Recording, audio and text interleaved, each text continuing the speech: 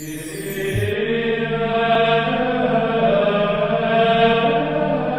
el nombre del Padre, y del Hijo, y del Espíritu Santo, el Señor esté con vosotros. Vamos a rezar las laudes del lunes que están en la página número 1. Mis ojos, mis pobres ojos, que acaban de despertar, los hiciste para ver, no solo para llorar. Haz que sepa adivinar entre las sombras la luz, que nunca me ciegue el mal, ni olvide que existes tú. Que cuando llegue el dolor, que yo sé que llegará, no se me enturbie el amor, ni se me nuble la paz. Sostén ahora mi fe, pues cuando llegue a tu hogar, con mis ojos te veré, y mi llanto cesará. Amén. Cuando entraré. El Señor esté con vosotros. Lectura del Santo Evangelio según San Lucas. En aquel tiempo la gente se apiñaba alrededor de Jesús y él se puso a decirles: esta generación es una generación perversa. Pide un signo, pero no se le dará más signo que el signo de Jonás. Como Jonás fue un signo para los habitantes de Nínive, lo mismo será el Hijo del Hombre para esta generación. Cuando sean juzgados los hombres de esta generación, la reina del sur se levantará y hará que los condenen, porque ella vino desde los confines de la tierra para escuchar la sabiduría de Salomón, y aquí hay uno que es más que Salomón. Cuando sea juzgada esta generación, los hombres de Nínive se alzarán y harán que los condenen, porque ellos se convirtieron con la predicación de Jonás, y aquí hay uno que es más que Jonás. Palabra del Señor. Ayer domingo el Papa Francisco canonizó a el beato John Henry Newman. ¿Quién era John Henry Newman? Era un señor, sacerdote anglicano, que ocupó un puesto muy importante dentro de la jerarquía anglicana de su época, allá por el siglo XIX, y que tras estudiar, meditar las enseñanzas de los padres de la Iglesia, es decir, de aquellos filósofos y teólogos que tocaron con sus dedos a los apóstoles, porque empezaron a escribir en torno al año 100 y por lo tanto fueron, sin lugar a dudas, el primer eslabón en continuación o de continuación de sus apóstoles. Estudiando a los padres de la Iglesia y la historia de los primeros siglos, llegó a entender que la verdad está en la Iglesia católica y que por lo tanto el Señor le pedía que diera el paso de abandonar la Iglesia anglicana para hacerse católico. Tuvo que sufrir muchas persecuciones, de parte sobre todo de aquellos que antaño eran sus amigos, sus seguidores más fervorosos, aquellos que más le aplaudían, después fueron los que más le criticaron y persiguieron. Pero él, con humildad, dijo que tenía que ser fiel a su conciencia, a una conciencia que le hizo ver que el Dios verdadero estaba en la Iglesia católica. Una iglesia que para los anglicanos de aquella época era concebida como una iglesia, le llamaban la gran prostituta, la iglesia bastarda, porque no había sido fiel a la iglesia de los orígenes, decían ellos. No era así. Y John Henry Newman lo entendió y con dificultad, porque por todo hay que pagar un precio en la vida, decidió ser fiel a Dios y a lo que su conciencia le dictaba. Os comento esto, en primer lugar, porque nosotros necesitamos testigos que, como San Juan Pablo II nos decía, nos ayuden y enseñen que la santidad es un camino que todos tenemos que recorrer y que no es una llamada únicamente a una élite, sino una llamada universal a todos los bautizados.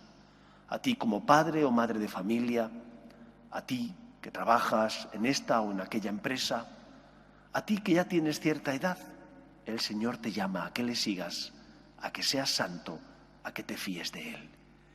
Y es importante que sepamos que Dios respeta nuestros tiempos. Él tiene los tiempos, pero respeta nuestras decisiones. Podía entrar como un elefante en una cacharrería avasallando, pero nos ha dado la libertad. Y porque respeta esa libertad, Dios es paciente. Nos ha dado pruebas de su amor, pero porque respeta nuestra libertad, Dios tiene sus tiempos. Por eso el Evangelio de hoy nos habla y nos llama a la esperanza. A la esperanza porque el Señor da razones intelectuales, todos las tenemos. Cuando uno mira la naturaleza, por más que algunos físicos, matemáticos se empeñen en decir que no encuentran a Dios, cuando uno ve la naturaleza, encuentra la huella de Dios, aunque algunos no quieran reconocerlo. Pero también tenemos razones del corazón, de esas de las que hablaba Pascal, cuando sentimos y experimentamos en nuestro corazón la misericordia, la dulzura, la mano amorosa de nuestro Padre Dios. Pero Dios tiene sus tiempos, contigo y con los tuyos. ¿Cuántas veces escucho a padres que sufren porque sus hijos ya no practican? Es lógico que sufran porque quieren lo mejor para ellos y porque cuando abandonan la práctica religiosa, eso significa que se alejan en cierto modo de Dios. Tengamos paciencia, confianza en el Señor. Él tiene sus tiempos. Él da a cada uno lo que más nos conviene y es un Dios paciente que desea la conversión de sus hijos, pero que no quiere acortar los tiempos. Por eso recemos, pidamos al Señor que nosotros podamos ser, como lo fue Jonás, instrumento de Dios al servicio de la evangelización, de la salvación de los hombres, que seamos luz en medio del mundo. Y algunos dicen, es que yo tengo muchos pecados, es que yo no puedo ser ejemplo para nadie. Peor profeta que Jonás no hubo en el Antiguo Testamento. Jonás fue aquel que recibió la llamada del Señor y el mensaje a predicar a Nínive. Pero no quería ir a Nínive porque pensaba que los ninivitas no se lo merecían, por una parte, y por otra porque pensaban que si decía la verdad le iban a perseguir y pagaría con su vida esa osadía. Y por eso rechazó ir, hasta que el Señor logró convencerle, utilizando todo tipo de medios, para que fuera. Fue a Nínive, predicó y aquella ciudad se salvó. Nosotros podemos ser instrumento de Dios. Instrumento imperfecto, sí, porque somos débiles, pero si estamos enamorados, si confiamos en Él, si creemos en su gracia y no en nuestras fuerzas, seremos buen instrumento de Dios, porque Dios será capaz de servirse de nosotros para tocar el corazón de los que pasan a nuestro lado. Dios tiene sus tiempos. John Henry Newman se convirtió cuando el Señor le hizo ver que tenía que dar el paso de abandonar la iglesia anglicana y pasar a la iglesia católica. Lo hizo cuando ya era un señor mayor. Lo hizo cuando sintió que su conciencia se lo pedía. Tengamos paciencia y ofrezcámonos al Señor diciéndole, aquí estoy, Señor. Polvo soy, pero polvo enamorado.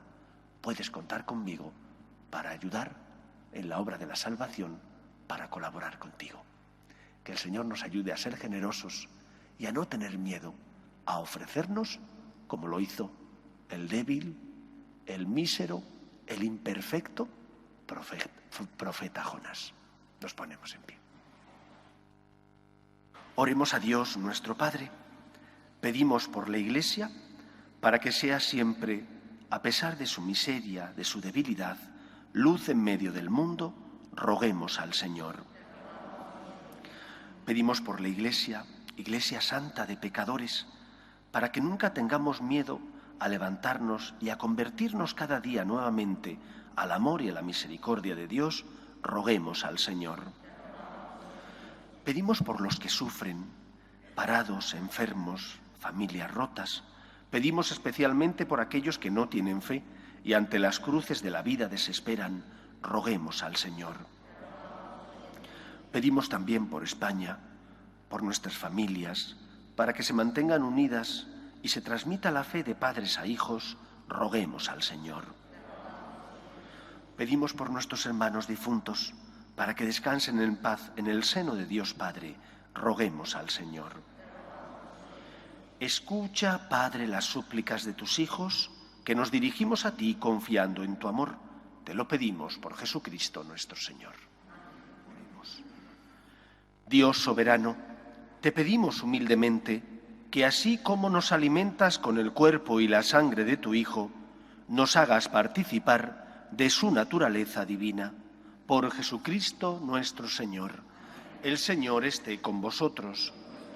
Y la bendición de Dios Todopoderoso, Padre, Hijo y Espíritu Santo, descienda sobre vosotros.